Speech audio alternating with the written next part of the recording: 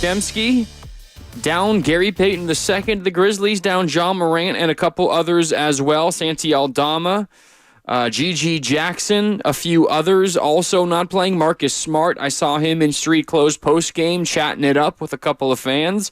So there were key players missing on both sides. The Warriors, though, dealt a blow just before the half. Jonathan Kaminga spraining his right ankle after coming down awkwardly, and he hobbled down the tunnel to the locker room just before the half, was quickly ruled out for the game. Steve Kerr has already spoke post-game. We will hear from him momentarily. He has said that it is not a day-to-day situation for Jonathan Kaminga. It is a, quote, significant ankle sprain for Kaminga, which means it might feel like he's missing a matter of weeks versus a matter of days. That purely is speculation from my point of view, but it seems the way that this is headed. We will hear from Steve Kerr in just a little bit. But welcome into Warriors Wrap-Up. Mark Randy with you on 95.7 The Game.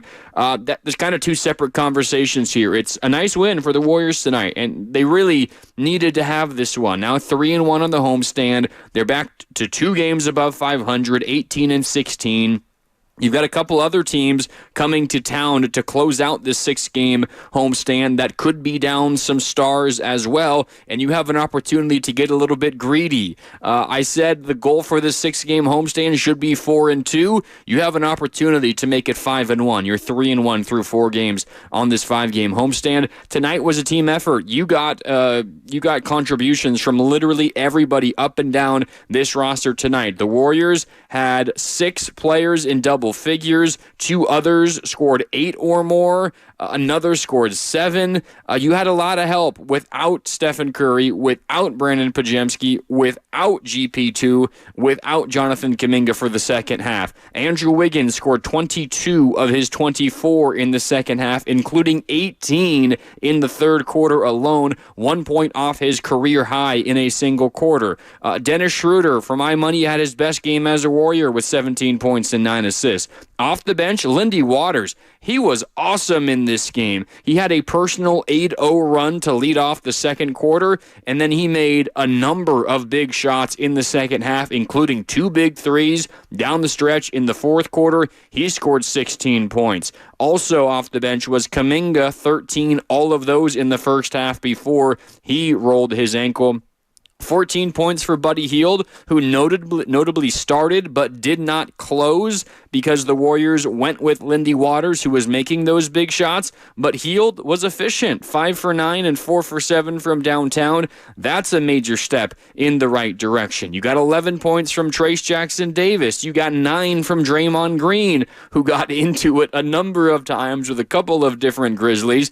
No surprise there. Pat Spencer played some. Moses Moody hit a couple of big threes. He had 8 points. And Kyle Anderson inserted back into the rotation in the absence of Stephen Curry as kind of another ball handler, and then inserted even more in the absence of Jonathan Kaminga in the second half. He scored 17 points and was big down the stretch. This was a strength in numbers Warriors win, and it was one they really, really would have liked to have, and they got it. So credit to the Warriors for earning the win, again, 121-113. For me, this game was begging for Andrew Wiggins to go off, to have a big game, to lead the way offensively, especially once Jonathan Kaminga went down towards the end of the first half. I mean, even without Kaminga, or before the injury, with Kaminga still available and playing, it felt like the first half was missing a little bit more oomph from Andrew Wiggins, a little bit more aggressiveness. He does kind of have the tendency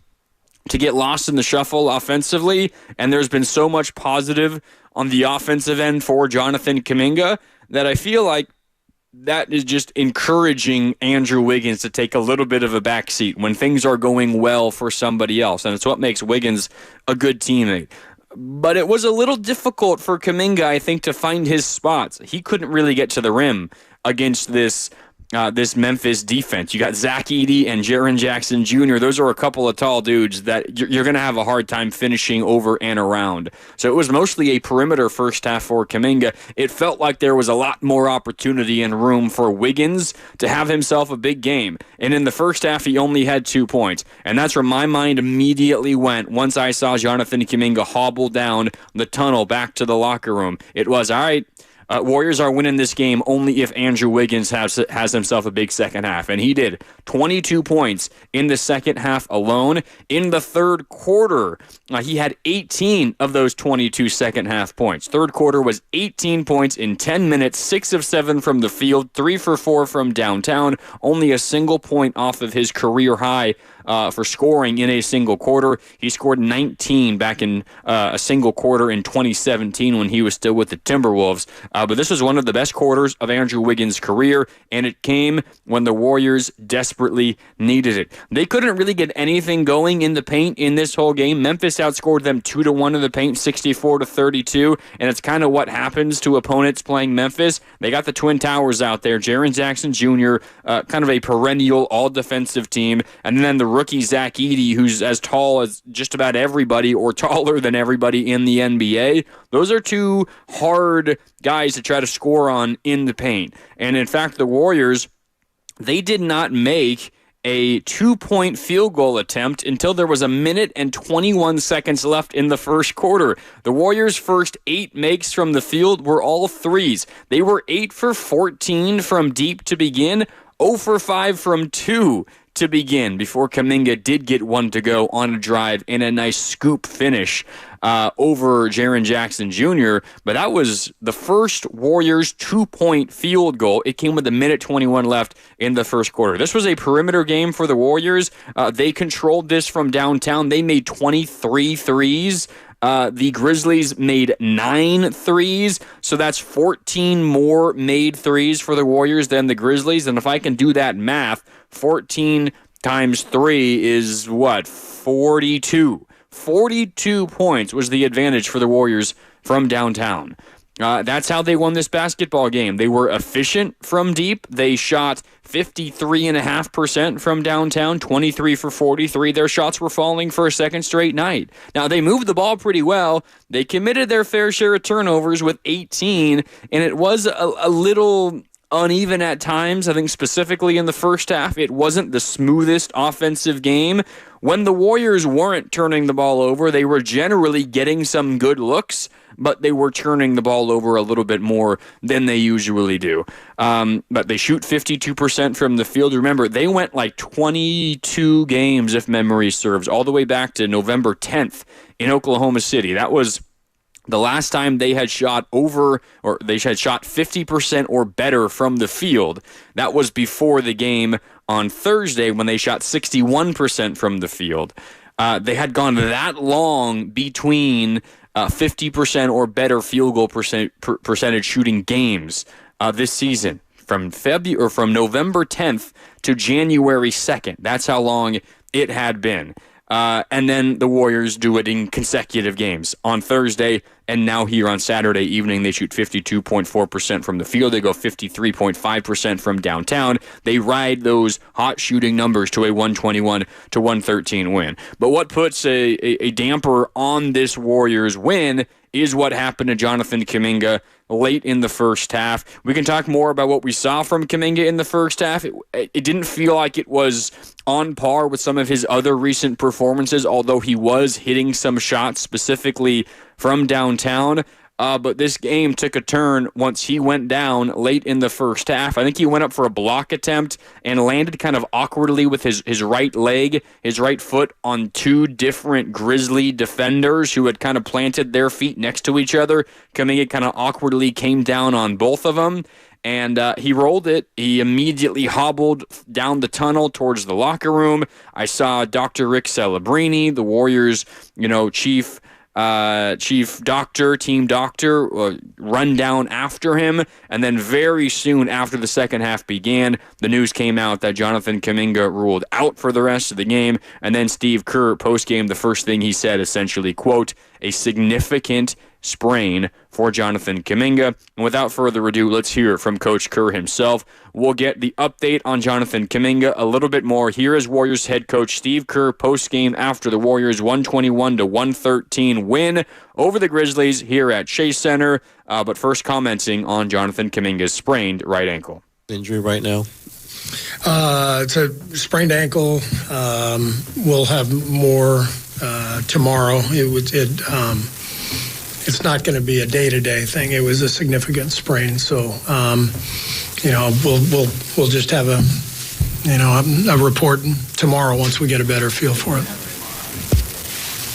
Obviously, no Steph, no Kaminga in the second half. They didn't have a bunch of people too, obviously, but this one kind of just a gut check kind of game, just scrap it out sort of thing. Obviously, they're a physical team anyway, but what did you think about your performance? Fantastic. Just the guts our guys showed in the second half. Kyle Anderson coming in for JK and performing the way he did. Kyle's one of the most professional players I've ever been around. He reminds me so much of Loon, always ready in and out of the rotation, but stays prepared and understands the game and makes the right play over and over again. I thought he was the key tonight. I thought Wiggs, that third quarter, when JK was out, Wiggs, I think, was 1 of 6 at halftime and just took over that third when we really needed him the most. And a lot of guys played really well, and it was fun to see our guys perform like that, shorthanded. You're now 5-2 in the game Steph's missed this year. I mean, how significant is that within this season? I got to be careful about answering this because I can see the headline now. Kerr says Warriors better without Curry. I know how you guys operate. So you said we're 5-2 without Steph. Your numbers with him off the floor are not good. Yeah. You have won those 5 games. All right. No, hugely important. I mean, I think I said at the beginning of the year, I felt really good about our ability this year to win games without Steph, to win games without Draymond. I think we've been able to do both, just based on the depth of our roster. We have a lot of guys who are dying to play and ready to play when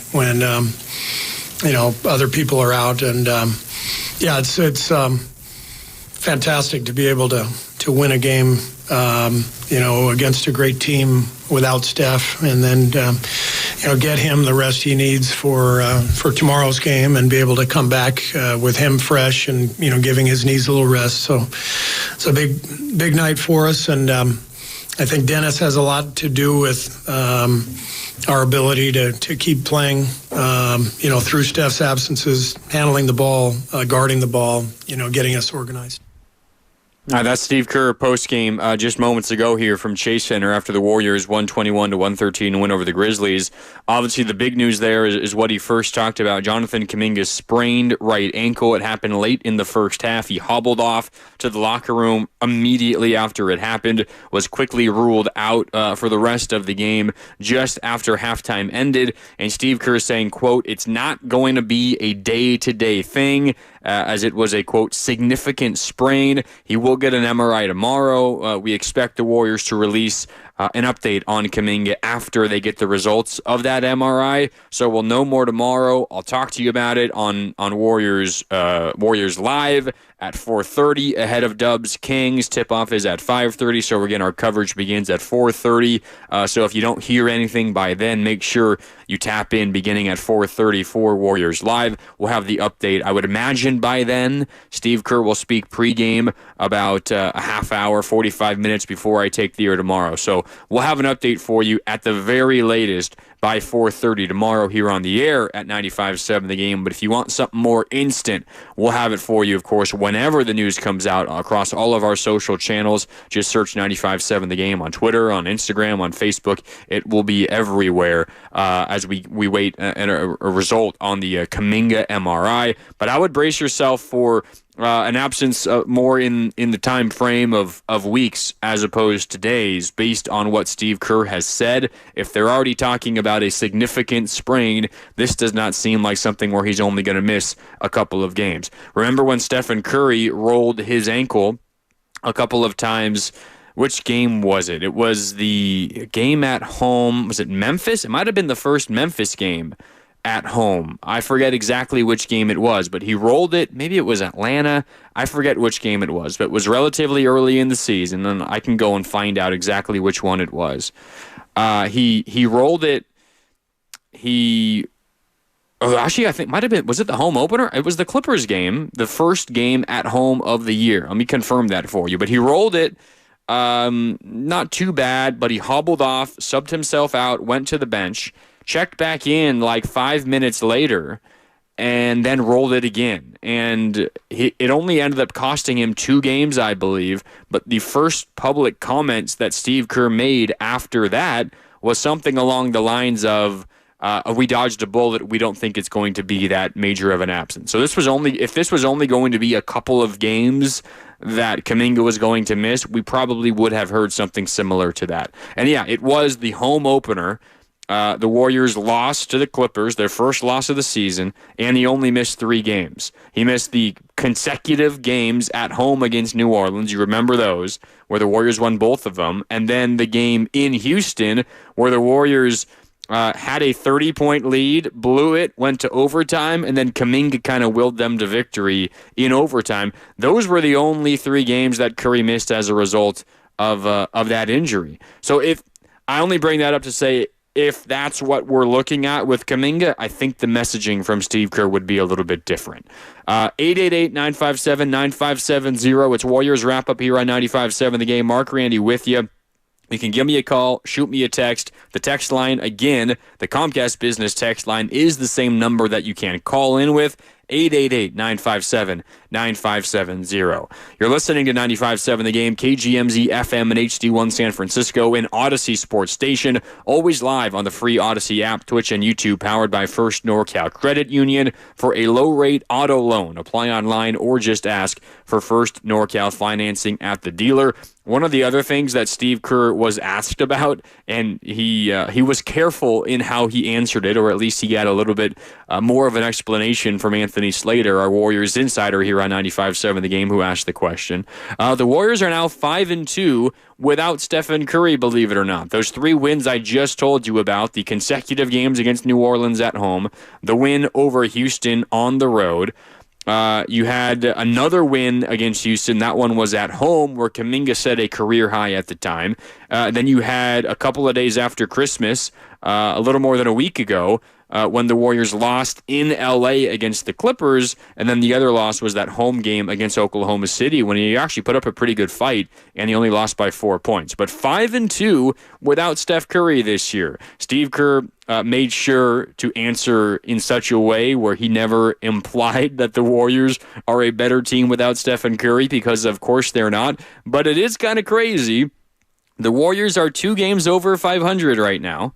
But they're 5-2 without Steph. That means with Steph, they're 13-14. They are a game under 500 with Steph, and they are 3 games over 500 without Steph. Now, of course, we're not drawing any conclusions from that small sample size, but it is really, really important that the Warriors have been able to stack up some wins in the absence of Steph Curry. Now they're going to have to do it in the absence of Jonathan Kaminga, because we're looking at, I would say, at the very least, a handful of games missed for Jonathan Kaminga, and it comes at a terrible time because he's been playing the best basketball of his career. Over his last 4 games entering tonight, Kaminga in about 32 minutes per game, 26.5 points per game, 8.5 rebounds per game, nearly 4 assists per game, and he's shooting 54% from the field and nearly 39% from downtown.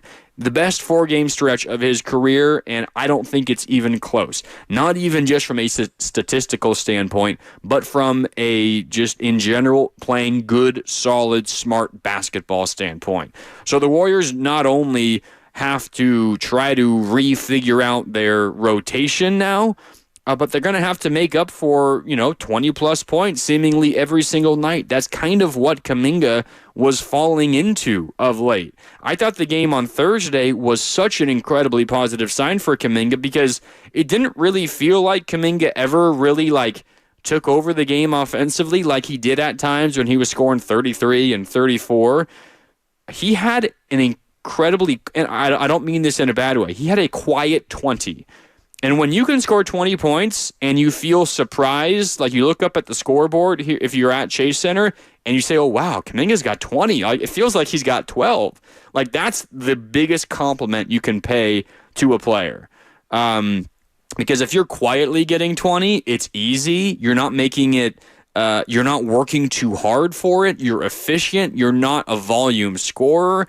And that's kind of what Kaminga had been falling into, right? Like, he is so incredibly talented as a basketball player, but also just as a pure athlete, that he's going to, if he's making good decisions and he's using his athleticism, I mean, he's just going to, like, walk into 12 points a night. He's going to walk into 6 made buckets a night, because if he just moves for the open spot and can read the defense and fills the dunker spot and catches a couple of alley-oops, like, that's double-digit points right there alone. So the Warriors are going to have to find a way to survive offensively without Kaminga, because remember how this Warriors rough stretch began? It was when Kaminga missed the only 2 games that he missed this year. The Warriors were 12-3. They were coming off of the win in New Orleans, where they didn't play particularly well, but they managed to beat an extremely shorthanded Pelicans team. Flew to San Antonio that night, back-to-back in San Antonio against Wembanyama and the Spurs. And the Warriors built, it was either a 17 or 18-point lead late in the third quarter. Might have even been early in the fourth. And the Warriors blew it, and it felt like they ran out of gas. They could not score a bucket in the fourth quarter. Wiggins was available, but Kaminga was out with an illness, did not play. The Warriors blow that big lead. They lose that game. Then they return home. Kaminga not quite ready yet, still out with the illness. And the Warriors blow a 17 or 18-point lead again in the second half, this time to the Nets. You remember that was the game that Dennis Schroder, then on the Nets, went off and beat the Warriors here at Chase Center. Those are the only 2 games that Kaminga had missed so far this year, and both of them were games where they had built up a lead, which is a good thing, but were also games where they blew the big lead. Of course, a bad thing. And it came down to often fourth quarter execution offensively. The Warriors could not get good looks. It was, we're going to hoist a tough three-pointer at the end of a shot clock, and we're going to hope it goes in. Or even worse, they couldn't even get shots off because they were turning the ball over. What Kaminga allows you to do in those moments is, all right, if you're cheating and you're doubling or even tripling Steph Curry because you're so scared of what he might do if he gets even a sliver of daylight, I mean, we're gonna find the mismatch elsewhere. Likely you can manipulate it and get the mismatch onto Kaminga, and Kaminga's gonna get to the rim. He's either gonna score or he's gonna draw a foul. And I know he hasn't been great from the line this year. He's been much better lately, but that's a way to get you easy points in a fourth quarter when it's tight and you can't buy a jumper. And now the Warriors don't have that ability because Kaminga is looking at least a little bit of an absence. One thing that Steve Kerr did also mention is this now allows an opportunity for Kyle Anderson to come back into the rotation, because of late the Warriors had kind of settled on a 9-man rotation. Part of that is because of the injuries to Podziemski and to Gary Payton II, and I'm very interested in what the rotation will look like once those 2 guys come back, although now this Kaminga absence kind of throws a wrench in everything because there's going to be a lot more adjusting and figuring out what rotations work. But now Kyle Anderson, who had kind of been demoted to a garbage time only role along with Kevon Looney with this new 9-man rotation, he's going to get some run. I expected him to get some run tonight, even before the Kaminga injury, because without Steph and without Podziemski, you're kind of just lacking ball handlers. And while Kyle Anderson is by no means your prototypical ball handler, he is one of the few Warriors, available Warriors tonight that can do that. It's really like Schroder, Draymond, and Kyle Anderson. I guess you could even throw Pat Spencer in there, because Pat Spencer got himself nearly, in fact, over 12 minutes of playing time tonight. Kind of a cool moment. He played against his brother, Cam Spencer, on the Grizzlies, a rookie on the Grizzlies, and they even matched up and guarded each other for a couple of possessions. That was a fun moment. But Steve Kerr talking about Kyle Anderson and thanked him for his professionalism And now Kyle Anderson going to be rewarded and will be back into the rotation in the absence of Jonathan Kaminga. But the big question is, where do the Warriors get those 20 points per game that they had been getting from Jonathan Kaminga? Really more than 20 points per game from Jonathan Kaminga over the last couple of weeks. Where is that going to come from now? You scored 121 tonight. Most of it was because you hit your threes. You made 23 threes tonight, 23 for 43. You made your first 4 shots, and all of them were threes. You were awesome shooting the ball in this one. But what happens if a couple of your players go back to some of the shooting slumps they were in? Kaminga, again, helps out in that way because he can get to the rim and get you some easy buckets. But you got the win tonight. That's a big positive. Andrew Wiggins was awesome in the second half. He had 24 points in total, 22 in the second half. It was the best game Dennis Schroder has played as a Warrior. The Chase Center crowd, by the way, absolutely loves Dennis Schroder. I mean, he just does everything on the basketball court. He is awesome defensively. He's a pest. He seems like one of those guys that if I were out there on the floor, and of course, I have no clue what it's like to play in an NBA game. But if I was out there and I had Dennis Schroder hounding me, I would get annoyed immediately. That dude is not easy to shake defensively, and it's not just the guy that he's guarding. How many times do you see him come from the weak side or come from the ball handler's blind spot and poke the ball away from behind, steal it, and it leads to a bucket the other way? That's just what he does defensively. But now his three-point shot is beginning to fall.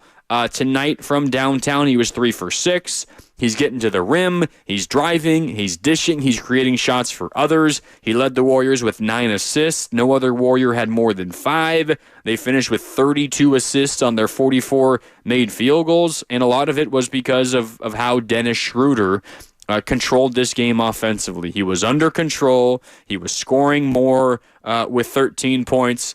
With 17 points. His plus-minus was 13, but he was controlling the game offensively for the Warriors in this one. Really good to see that from Dennis Schroder. We got to talk about Draymond Green. He made 3 threes in this game. One of them came at just the most Draymond Green moment of all time, where he got into it with Zach Edey. He was then kind of getting into it with Jaren Jackson Jr., who's his Michigan State brother.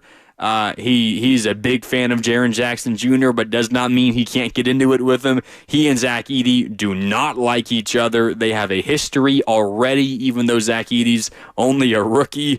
We can talk about that, but Draymond Green was good and pitched in himself with 9 points on those 3 made threes. Plenty more to get into here on Warriors Wrap-Up. It's Mark Randy with you. The Dubs knock off the Grizz 121-113. Jonathan Kaminga, though, sprained his right ankle. Steve Kerr saying post-game, it's not going to be a day-to-day thing, as he suffered a, quote, significant sprain. MRI coming tomorrow. We'll have the update for you tomorrow. He run 95.7 the game as well. But plenty more time for your calls and texts. 888-957-9570. I see the 415, the 707, the 916 all chiming in. Yeah, a good Warriors win. Lots to clean up, but love the gritty win. We'll touch on all that and a whole lot more as we continue on Warriors Wrap-Up. It's Mark Randy with you. Dubs 121, Grizzlies 113. More on the Warriors next on 95.7 the game.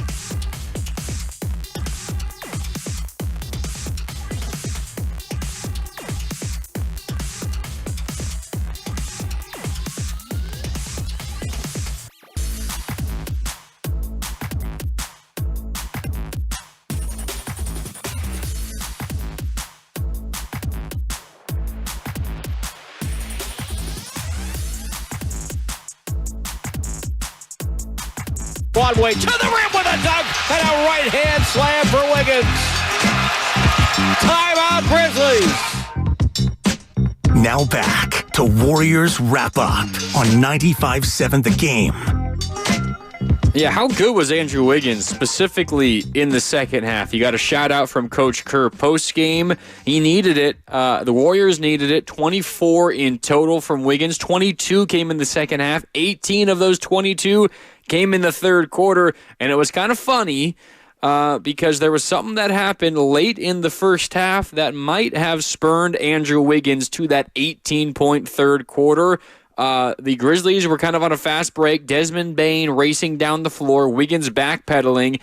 Bane kind of just runs straight through Wiggins, but Wiggins was still on the move. Wiggins goes flying backwards, lands on his back, and slides 10 feet across the court. Bane makes the shot plus the foul on Wiggins, a three-point play.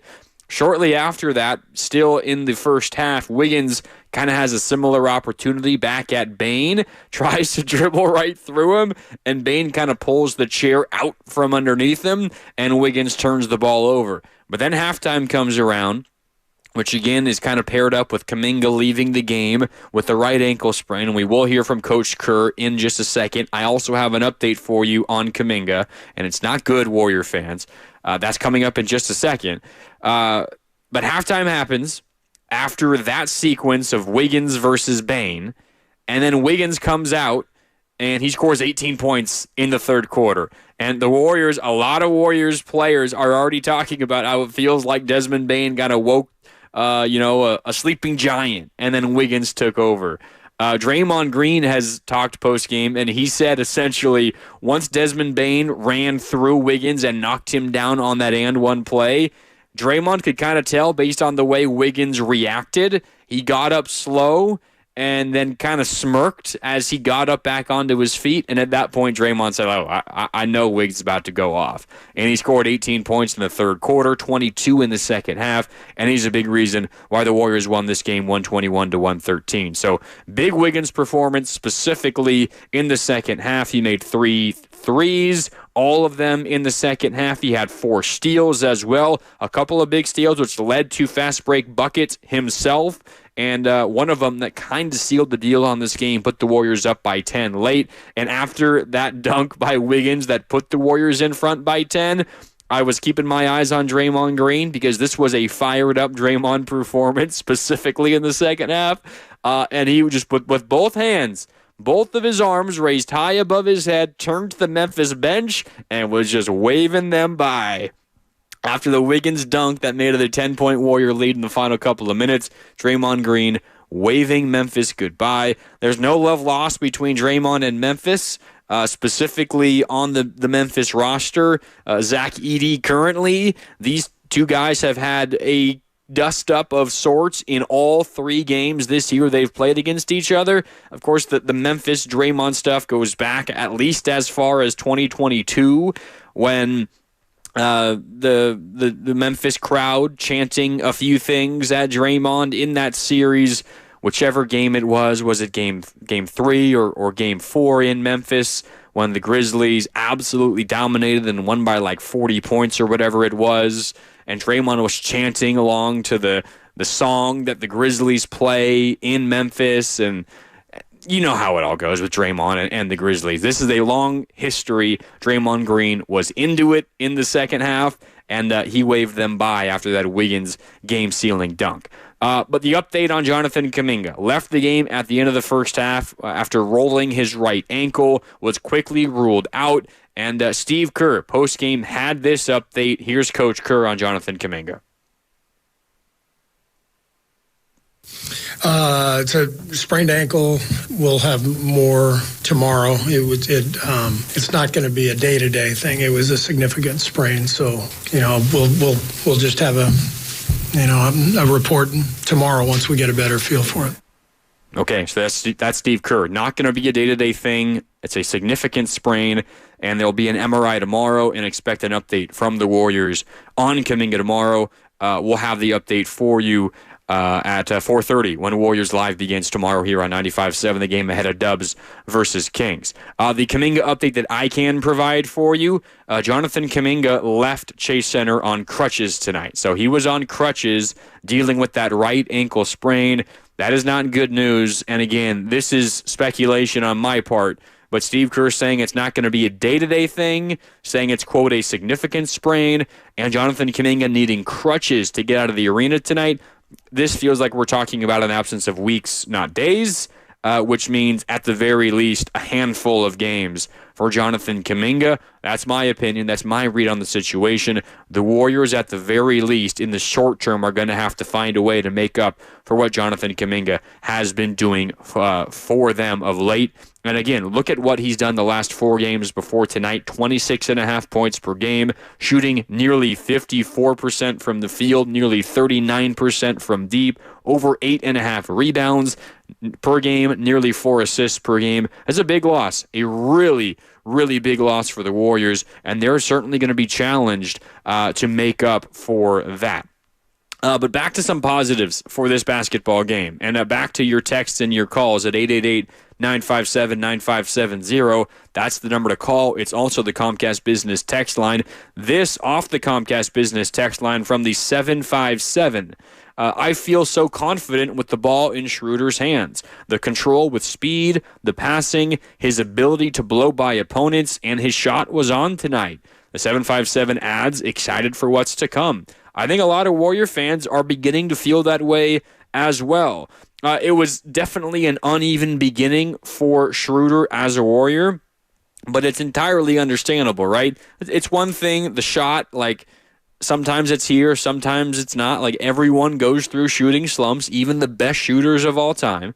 Schroder, when he was acquired, was shooting about 40% from downtown. That's not his career number. He was having a career year shooting the basketball. So you might not expect 40% as a Warrior the rest of the year, but you expect, like, at the very least, probably 36 or 37. Like, he's a good shooter, and he has been for the majority of his career. That's one thing. But he hasn't really gotten into the flow and feeling it. And getting used to the way the Warriors run things offensively. He seems to be fitting in just a little bit. But I agree with the 757. When the ball's in his hands, you feel like at the very least the Warriors are going to get a decent look. Whether it is off of a Schroder layup at the rim, off of a drive, or it's a Schroder drive and kick. He's just a player that when the ball is in his hands, generally speaking, good things happen. And that's what makes a good basketball player. And Schroder is no doubt a good basketball player. And you got to credit the front office for making that move and getting that deal done. Again, they gave up essentially nothing but like a couple of second-round picks. You gave up DeAnthony Melton essentially to make the money work. But Melton wasn't playing for you again this year anyway. So you gave up nothing that hurt your current basketball team, and you got an extremely positive basketball player. Great move by the front office, and we're finally beginning to see it pay dividends in this one tonight. Again, Schroder, 17 points. He had 9 assists in this game, led the way with those 9 assists. He was 3 of 6 from downtown. Still a little bit of a volume score. He put up 15 shots, 6 for 15. Really, all the Warriors struggled from 2. The Warriors were 53% from downtown. They were worse than that from inside the arc. When you got Edey and Jaren Jackson Jr. in the paint, it's going to be difficult. And there were a lot of misses around the rim for Schroder, but also for the whole Warriors team. That's why the general shooting numbers for Schroder were not great, but he was 3 for 6 from downtown. Good to see that 3-point stroke return for Schroder. That's now consecutive games where he's been hitting the 3 ball a little bit better. The 415 on the Comcast Business text line as we continue here on Warriors Wrap-Up. Mark Randy with you as the Warriors knock off the Grizzlies 121-113. Warriors now 18-16 on the year, 3-1 on this important 6-game homestand. You got an opportunity to get a little bit greedy. If you can go 5-1 on this homestand and go out on the road at 20-16, this team is going to feel pretty good about themselves, even with the Kaminga absence. But you got to at least split the next 2 games. You got the Kings tomorrow. Before I do get on out of here tonight, I will take a look at the De'Aaron Fox Injury status, there's I think a good chance that he might not play tomorrow. And Jimmy Butler has been suspended from Miami. The Heat are in town on Tuesday, so no Jimmy Butler at Chase Center when the Warriors and Heat play. So you might be missing a couple of superstars, as you also miss a superstar in Ja Morant tonight. But the Warriors, though, dealing with their own injuries now without Steph tonight, without without Kaminga for the second half, also without Podziemski and GP2. Steph should be back tomorrow. GP2 will not. No word yet on Podziemski, but at this point I think I'd be a little bit surprised. But no Kaminga tomorrow. Steph will be back for the game against the Kings tomorrow for the Warriors. But again, back to the Comcast Business text line 415. Even when shorthanded, if the Warriors get winning contributions up and down the bench, then they are hard to stop. That is the strength of the team, and I'll say it this way because it has also kind of been the weakness of the team. When the Warriors are hurt and they don't have their full roster, they don't have their full roster available on a given night. Having the roster they do have, which is pretty deep, like it might not be full of a lot of stars, or they might still be lacking a true number 2, right? Especially with Kaminga injured.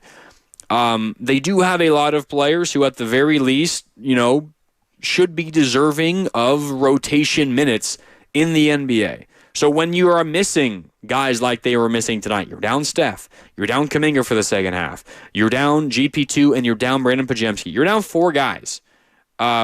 You see the depth of the team, and it doesn't really feel like at times the Warriors miss much of a beat. In fact, there are times, like right now, although really before tonight, because a lot of it was about Kaminga, there are times where it felt like the Warriors have actually been better because of some of these minor injuries. And I say minor injuries because it hasn't kept a lot of players out for too long, other than the Melton one. And I also say minor injuries as in not to your superstars, not to Steph, not to Draymond, and up to this point, until now, not to Jonathan Kaminga. Because what that has done, it has kind of forced the Warriors to shorten the rotation, and it has defined roles, and it's allowed players to kind of develop chemistry with the players they're on the floor with. I think that's a big reason why Kaminga has played so much better the last couple of weeks, because Looney accepted kind of a bench role. Not even a bench role, but not playing unless it's garbage time. Same thing for Kyle Anderson until now. I would expect Kyle Anderson is going to get regular minutes without Kaminga available now for at least a handful of games. So that's going to change things. But this is where the strength of the Warriors shows when they are not at full strength, but they still can play like 9 or 10 guys because they have that many players on their roster that they feel like can contribute. I was a little uncertain of Pat Spencer getting minutes tonight, but I mean, even Pat Spencer made a couple of nice plays. He played 12 minutes. He made a shot. It's less about the shots. He made a couple of really nice drives and passes. He made a great pass to the right corner from under the basket. I think it led to a wide open Kyle Anderson 3. Like, there are not a lot of Warriors players on this roster, especially off the bench, that have the ability to first see and then execute that pass. That was a really nice play. And anytime that both Podziemski and Steph are out, it seems like Steve Kerr is going to go to Pat Spencer. Again, I'm not so sure that was needed tonight, but he didn't look bad in those minutes, and it was a pretty cool moment to see Pat and Cam, the Spencer bros, Cam for the Grizzlies and Pat for the Warriors, get a chance to share the floor of an NBA court. That was pretty cool to see. Pat Spencer, wasn't bad. Wasn't bad at all. But Moses Moody played 9 minutes. He made 2 more threes, 2 of 3 from downtown. He hit some shots. And as Steve Kerr talked about, Kyle Anderson, always ready, just like Kevon Looney always is. He came in and he played good, especially in the fourth quarter and really especially in the second half. When Kaminga went down, that's why Kyle Anderson played a majority of his minutes. He played 4 minutes in the first half in one quick little stint. Just to be an additional ball handler without Steph and without Podziemski. But then he played major minutes in the second half. He played about 17 minutes in the second half, and I would expect we see something similar to that going forward as long as Kaminga is out.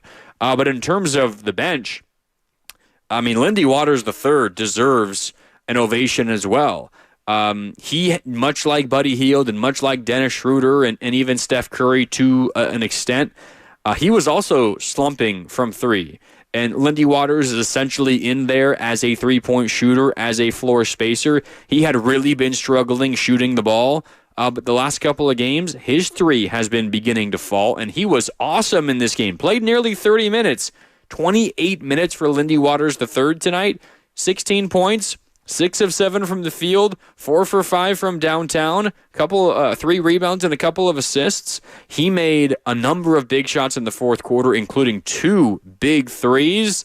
The Warriors don't win this game without Lindy Waters. They don't win this game without Kyle Anderson. They don't win this game without Dennis Schroder. We know that. They might not win it without Buddy Hield, even though Buddy Hield did not close because Lindy Waters was playing such good basketball. This was, as the 415 pointed out, again on the Comcast Business text line, 888-957-9570. This was a game where you say the Warriors' deep roster, their deep bench, was a reason why they won this game. It was a true team effort. This is it in a good way. But when everybody is healthy and everybody is available, I think that has kind of bogged down the Warriors because you have so many options. And the team for the first couple of months of the year was playing 12 or 13 guys at times.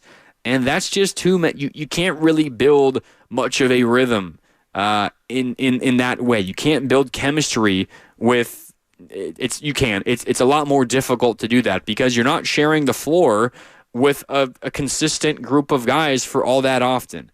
But when the rotation does shrink down, whether it's because of performance or it's because of injury like tonight, it does mean you still have other guys to pull from, and you can show that off like they did tonight. The 925 chiming in on the Comcast Business text line. The Warriors are hitting their stride, back-to-back wins without Curry. Here they come. How about this? This is a crazy stat, a crazy fact that I didn't even think about until just before I came on air here on Warriors Wrap-Up. And again, welcome in. It's Warriors Wrap-Up on 95.7 The Game. Mark Randy with you as the Dubs knock off the Grizzlies 121-113. A win for the Warriors. They're now 18-16. They've won 3 of their last 4, and they've won 2 in a row, as the 925 has pointed out. Consecutive wins for the Warriors. The first time they've won 2 games in a row since late November. The last time the Warriors had won consecutive basketball games. Atlanta at home on November 20th, New Orleans on the road November 22nd. We're talking about before Thanksgiving since the last time the Warriors had won consecutive games. That changes now as the Warriors won on Thursday against Joel Embiid and the 76ers, and they win tonight on Saturday against the Memphis Grizzlies without John Morant. Doesn't matter how the wins come. You'll take them as long as they're coming, and the Warriors got one tonight, 121-113, consecutive wins for the first time since November 20th and 22nd. Now we'll see if the Warriors can get on a little bit of a streak here because they've won 3 of 4. They've won 2 in a row, as we just mentioned, and now you have an opportunity to get greedy on this homestand. This was an all-important homestand, 6-game homestand. You entered at 15-15. How are you going to end this trip, this homestand? How were you going to feel, and what was your record going to be when you ventured out onto the road? Right now, the Warriors are 18-16, and they have an opportunity to get a little bit greedy on this homestand. I said, and I'll stick to it, 4-2 should be the goal. 4-2 should be the goal for the Warriors on this homestand. Right now, they have an opportunity to make it 5-1. They're 3-1 so far. You've got Sacramento tomorrow. The Kings also coming off of a back-to-back, by the way. And De'Aaron Fox, unlikely to play on Sunday against the Warriors, dealing with a right glute contusion. That is the current status for De'Aaron Fox, unlikely to play. He did not play tonight when the Sacramento Kings, let me confirm this for you, Sacramento was able, they do not play today. They played last night against Memphis, and they had that win over the Grizzlies by 5 points. They won 3 games in a row. They're not playing tonight, but De'Aaron Fox did not play last night, and the Warriors are maybe avoiding De'Aaron Fox as well. Malik Monk led the way for the Kings in that one against the Grizzlies. But maybe no De'Aaron Fox tomorrow, and then no Jimmy Butler coming up when the Heat are in town to close out the Warriors' 6-game homestand.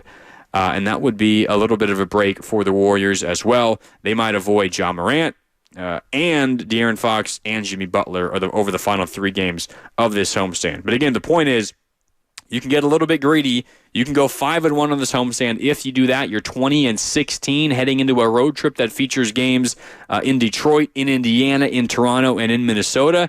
You feel pretty decent about yourself at 20-16. It would definitely feel like the Warriors had kind of righted the ship just a little bit. Even 19-17 would not feel too terrible. That would be a 4-2 homestand. But you feel like at the very least, you got to split these next 2 against the Kings and the Heat. There was an interesting stretch in this basketball game, and the 415 is bringing it up now on the Comcast Business text line, and you can join the conversation, 888-957-9570. Draymond Green and Zach Edey got into it a little bit, and then tensions kind of got raised. So there was a play where Zach Edey had the ball on a nice feed under the basket. He had what would have been essentially an open dunk, and Draymond fouled him pretty hard and called the foul on the floor. They reviewed it, and they called it a flagrant one, Draymond's first flagrant one of the season. It's kind of hard to tell. I feel like different crews and different officials call it differently. I didn't think it was a terrible call to call it a flagrant one. It might be kind of a reputation thing with Draymond, but there was a pretty big wind-up for Draymond, and he hit him pretty hard. It didn't really catch him cleanly on the head, mostly on the shoulder, and then he kind of grabbed him, and normally you grab and hold so that there isn't a hard fall.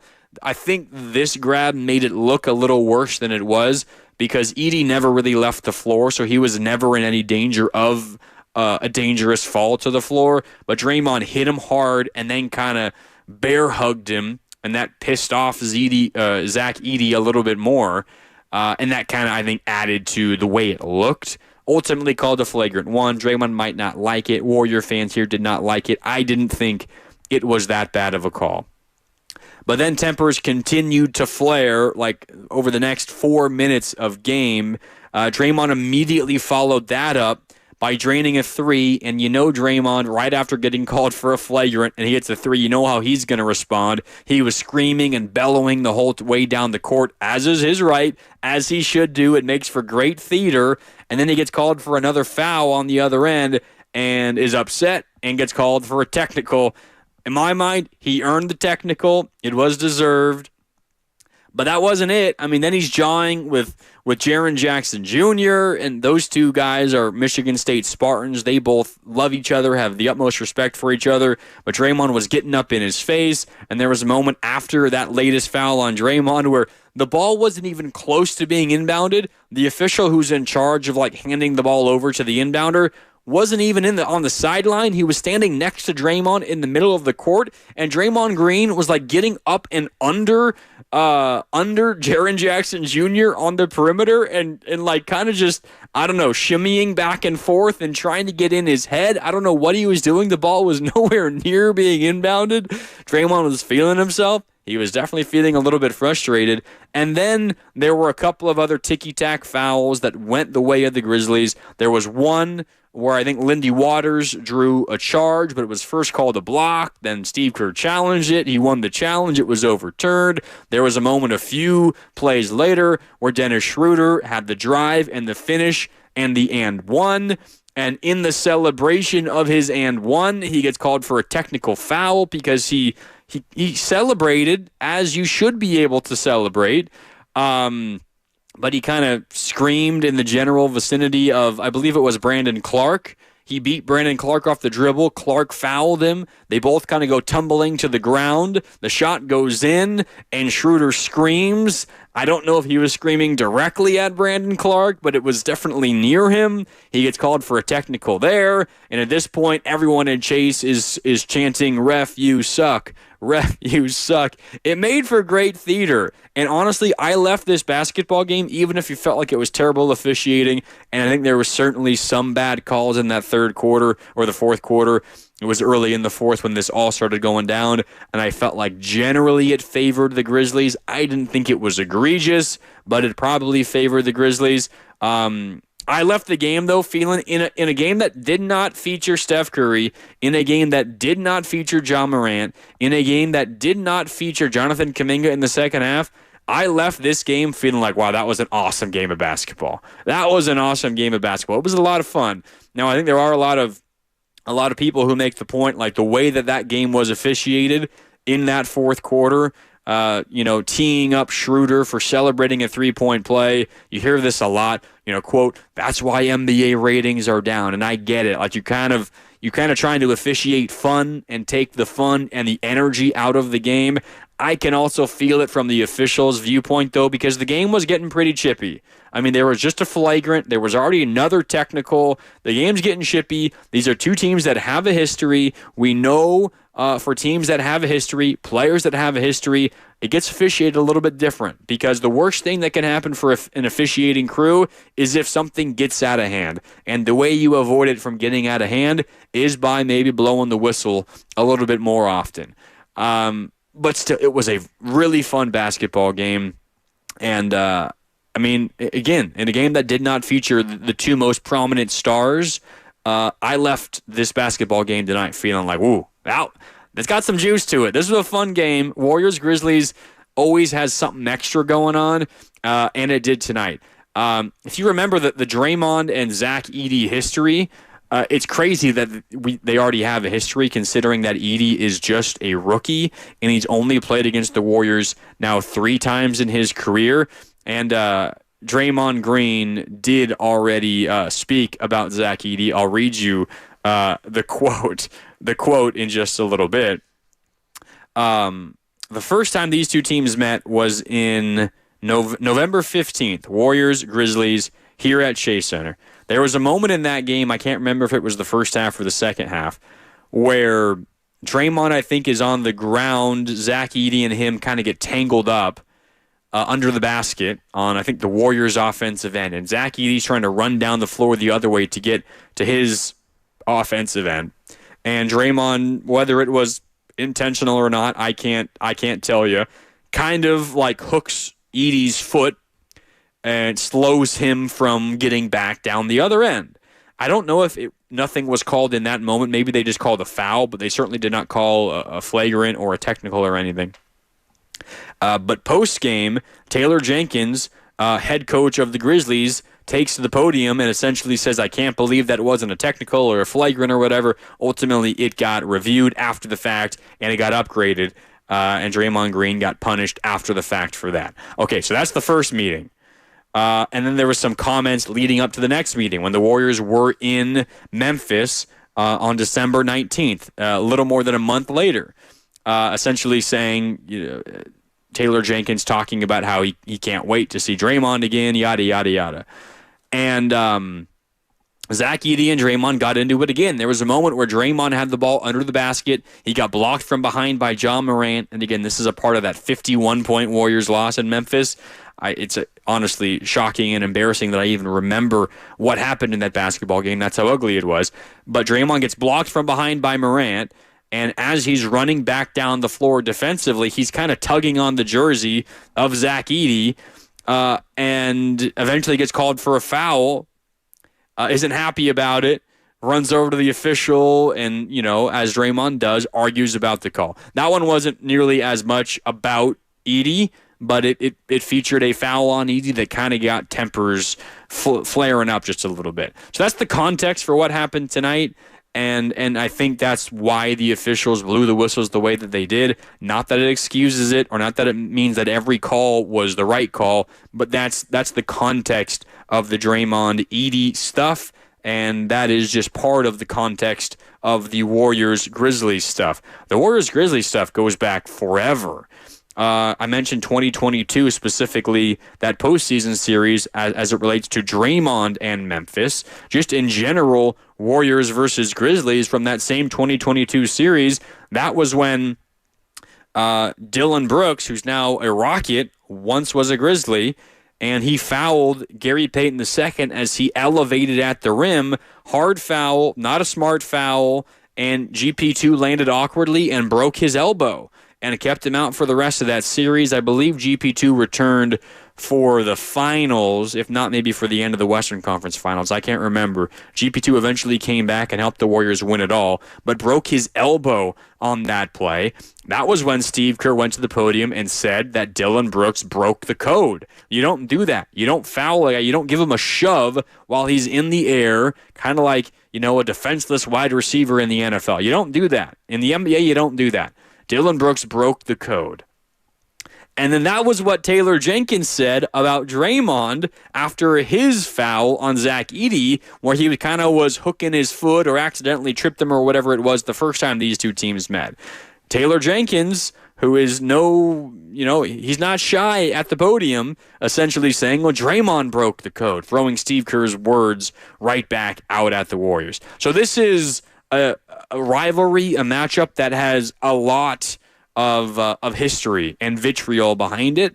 So I think that's probably why the officials were calling this maybe a little bit more tight than they might if this was, say, Warriors versus Wizards, right? Like, not a lot going on there, although that might not be the best example with Jordan Poole on the other team. Warriors versus Knicks, okay? Not a lot of history or bad blood between those two teams. Draymond Green postgame asked specifically about Zach Edey, and all he said was, quote, he plays in the NBA. Then was asked about Zach Edey's skill set, and he gave the same exact answer. He plays in the NBA. On his technical, Draymond Green said, when did the referees become so above the law that you can't say boom? And that's Draymond referencing how he got the technical after he made the three. After he got called for the flagrant foul on Edey, he comes back down the next possession, makes a three from the left wing, runs down the court, screams boom, and gets called for a technical as a result. If that's really all that happened, then that is a misplaced technical, no doubt about it. But you can tell Draymond Green, based on how he answered those questions post-game as well, no love lost between him and Zach Edey, and not a fan of the way that this game was officiated tonight. So a lot of history between these two teams, and it's always entertaining, at the very least, when they get together, maybe other than that time in Memphis when the Warriors lost by 51 points. But still, there's a lot going on between these two teams.